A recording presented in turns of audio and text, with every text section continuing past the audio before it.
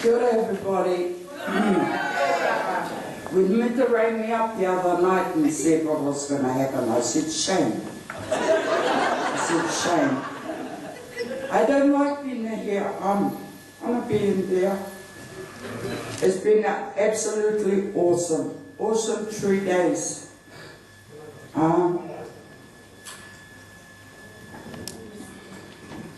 It's not only me out there. It's all our members of all Haki Marae.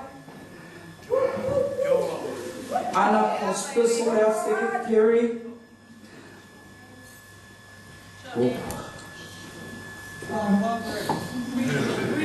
I'm not usually lost for words, but I am now. I got divorced this morning at 4:30 when I left here to go home. Anyway, I went to bed.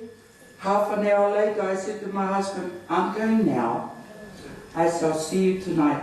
Close the gate, I will open it myself.